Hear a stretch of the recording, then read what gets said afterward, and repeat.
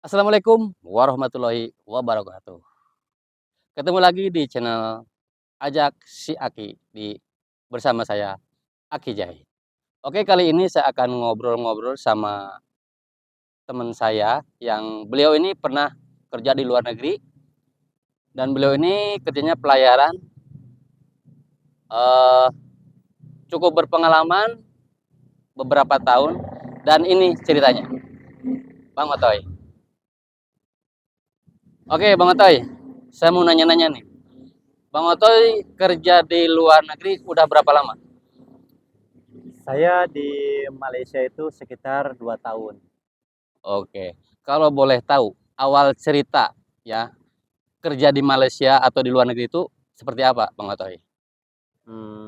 Dulu saya memang tidak berkepikiran, untuk berangkat ke luar negeri ataupun sampai kerja di laut. Iya, iya, Cuman, waktu tahun 2017 ya, saya diuji dengan pecahnya rumah tangga. Nah, ya. satu untuk menghilangkan atau untuk menenangkan pikiran saya, dan yang kedua untuk mengembangkan ekonomi keluarga. Makanya saya dengan berat hati meninggalkan negara Indonesia sampai terbang ke Malaysia. Oke, Lanjut cerita dengan, istilahnya di tahun 2017 saya sampai meninggalkan keluarga, sampai meninggalkan anak, iya, gitu kan. Ya kalau istri kan sudah mantan ya kan. iya betul. Nah, jadi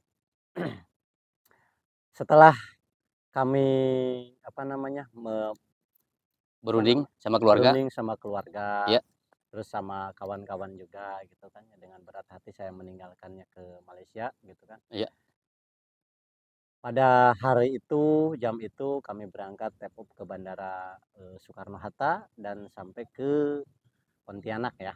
iya, iya, Jadi istilahnya sampailah ke Malaysia, dan memang kan tujuan kita Malaysia kan. iya betul. Nah, dengan tekon kontrak ya selama 2 tahun, dan dalam hati juga ya memang kalau masalah berat sih berat ya meninggalkan negara sendiri gitu kan. Iya, iya, Eh, karena di pikiran kita itu pengen menenangkan hati, bukan tujuan untuk mencari hiburan, bukan betul. ya. Iya, Jadi dikarenakan kan istilahnya kalau kita mencari hiburan lah di Indonesia juga banyak ya kan. iya, iya, Tapi untuk menghilangkan suatu pikiran yang benar-benar membebani pikiran kita, iya, alias ruwet ya iya mungkin. ruwet lah gitulah Iya, iya, istilahnya ya. Jadi kami berangkat itu ke Malaysia, kalau nggak salah sekitar 5 orang, saya iya, dan 4 kawan saya yang lain juga sama satu daerah juga. iya, Ya termasuk dengan, apa namanya, catatan kenapa kami berangkat ke Malaysia itu ya dengan catatan ekonomi ya. iya. Tapi kalau saya pribadi, ada 2 catatan lah, antara, pengen mengembangkan ekonomi keluarga sama pengen membebaskan pikiran dari, hancurnya rumah tangga. Oke, siap. Oh, ini saya potong maaf. Suka duka kerja di luar negeri itu seperti apa, Bang Otoy? Kalau suka duka ya mungkin sama aja Mungkin ya. sukanya aja dulu, sukanya Nah, gitu, senangnya dulu seperti apa? kalau senangnya sih mungkin, dengan kebebasan kita ya. Jadi istilahnya kalau saya pribadi kan jangankan ke luar negeri, contoh Malaysia gitu Iya, kan, iya, di Pulau Jawa aja mungkin di Jakarta, di daerah Indonesia aja belum terkelilingi ya. iya, Tapi kita sudah, merasakan bahagianya itu ya kita sudah menginjak tanah orang, apa, negara orang lain gitu ya di iya, situ. iya, iya. Sampai kita kenal dengan, negara Malaysia, sampai kenal dengan orang, apa namanya, Dayak, Kalimantan, ataupun daerah-daerah manapun ya istilahnya sampai, berbaur di sanalah di satu titik gitu di Iya. Malaysia. Sekarang saya mau tanya dukanya nih. Duka kerja di luar negeri itu seperti apa? Maksudnya kayak gini, Kang. Kan kalau di orang-orang yang dengarkan kayak gini, katanya lebih enak kerja di luar negeri karena di Indonesia itu gini gini gini gini. Menurut Akang seperti apa? Kalau menurut saya sih kalau setiap pekerjaan dimanapun ya, Ya, di Indonesia maupun di negara yang lain sama aja gitu. Ya memang banyak yang ngomong ke saya pribadi gitu iya, ya, tentang perihal atau enaknya itu, banyak yang ngomong, "Oke, katanya enak, kerja di luar negeri dengan, cuannya lebih Heeh, daripada Indonesia gitu kan. iya betul. Tapi tetap kalau diperhitungkan, cuan antara negara, kalau di Indonesia memang enak dengan uang luar negeri dikarenakan nominalnya mungkin besar luar negeri. Tapi kalau kita hidup di negara yang sama atau di Malaysia, kita Iya megang duitnya tidak tidak mungkin duit Indonesia kan, iya betul. pasti duit negara Malaysia. Ya itu tetap, kita, di sana kita menghabiskan, berapa ringgit ya sama gitu, tidak berbeda gitu.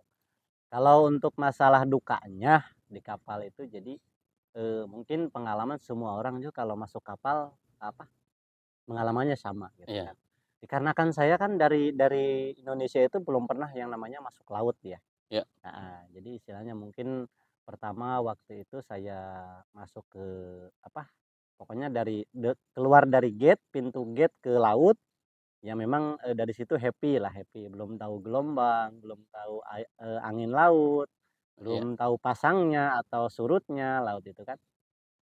Jadi di situ itu ya kita happy dalam perjalanan, jarak 3 mil apa 4 mil lah baru itu kita kita merasakan, dinginnya angin laut, terus apa namanya, sentuhan gelombang yang sangat, memusingkan ke kepala lah gitu ya. iya iya. Nah makanya dari situ, awal saya mabok, ya mabok laut lah contohnya ya Mhm kan. mhm mhm Ya mhm. kalau yang lain kan istilahnya kalau dari darat itu kan kita belum pernah yang namanya, mabok darat, tapi kita istilahnya kalau masuk laut, ya otomatis kita harus beradaptasi dengan laut dulu, Iya ya caranya betul. dengan mabok. Nah dari situlah penyesalan ataupun, dukanya muncul dari awal dari situ. Jadi, Oke. awalnya kita belum tahu, apa, beradaptasi dengan laut itu bagaimana. Nah, dari situ kita tahu, oh begini caranya mabuk. Sampai istilahnya saya itu, saya merasakan 1 minggu tidak makan nasi, terus pokoknya perut itu tidak terisi sama apapun. Semua, apa, isi perut itu sampai keluar semua. Dikarenakan mungkin, eee, saya pribadi baru masuk ke laut gitu, baru mengalami lah gitu istilahnya. Iya iya iya. Oke, saya kembali ke awal cerita ya. Kan Bang Otoy ini kerjanya ke luar negeri itu kan di laut ya. Heeh.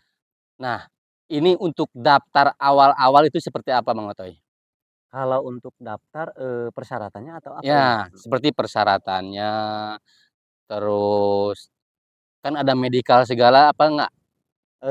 Kalau medikal waktu saya sih belum ada ya, heeh. Jadi istilahnya kita cuman, ada kartu keluarga, KTP, dan akte ya. Jadi kita bikin paspor, Heeh, ada, apa namanya, masuk ke PT paspor gitu? enggak masuk PT, dikarenakan kita dibawa sama, apa, saudara, gitu. Oh, Jadi enggak melalui calo, enggak nggak melalui melalui calo.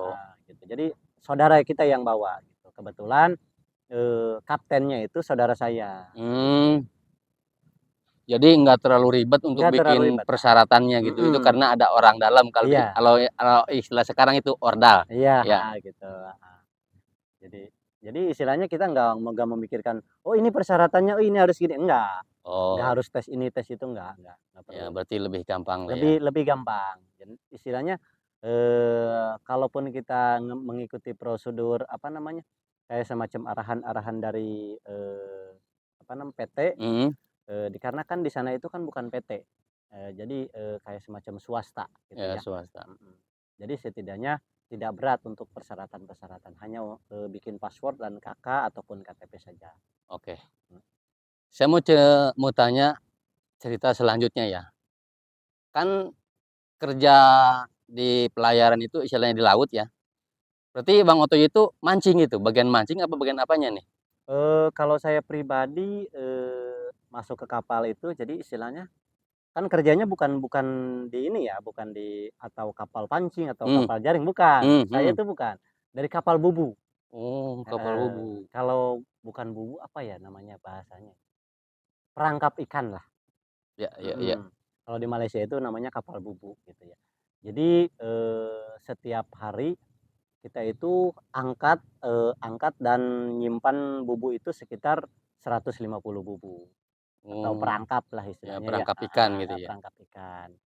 Gitu. Jadi istilahnya dari, berapa mil kita berjalan, ada lagi. Jadi kayak semacam kalau jaring kan, berapa mil itu kan istilahnya kita udah satu kali apa, nebar, Ya. diangkat langsung, kalau bubu enggak. Oh. Gitu. Oke, kita mau pertanyaan selanjutnya ya. Ini mengenai pengalaman yang menegangkan di laut. Seperti apa tuh Bang Otoy?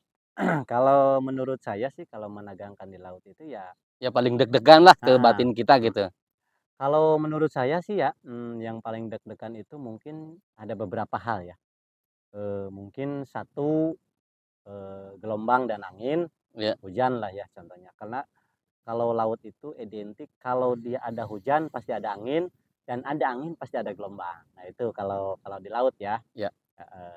Kalau untuk masalah, apa namanya, deg-degan terus kita sedih inget mati lah contohnya begitu iya, kan ya. iya, Dulu saya pernah di Malaysia itu ya, dikarenakan kaptennya ini dia itu, mungkin sudah ketutup apa gitu ya, tidak memikirkan takut, kapten saya itu tidak.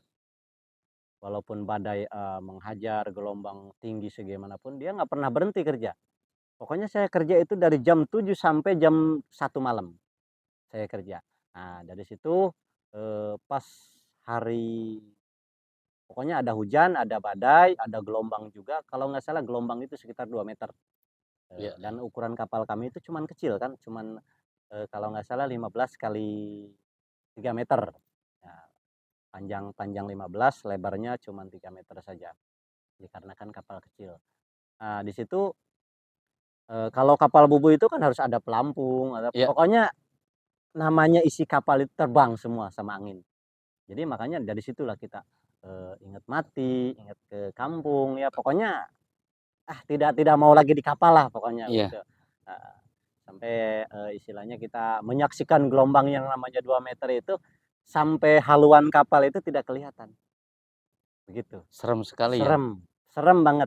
Pokoknya, buat kawan-kawan kalau memang Anda sesusahnya di darat, lebih baik di darat, daripada Anda, mengalami susah di laut. Nah itu untuk motivasi yang lain, Iya. gitu ya. Itu pengalaman yang paling deg-degan lah ya. Iya, paling deg-degan banget gitu. Dikarenakan kan, kalau kalau di darat kita istilahnya hujan bisa berteduh, Iya, contohnya kan begitu, iya, ada angin kita bisa lari, iya, iya. betul? Betul, Nah, betul. tapi kalau di laut kita tuh cuman hanya di satu titik, mau lari kemana? Mhm, mhm. Dikarenakan kita adanya di kapal. Kalau kapal itu di tengah laut, apa namanya, istilahnya terbuntang-banting gelombang, apa namanya, terhantam badai, ya tetap saja kita di satu titik di kapal itu, tidak bisa kemana mana. Oke.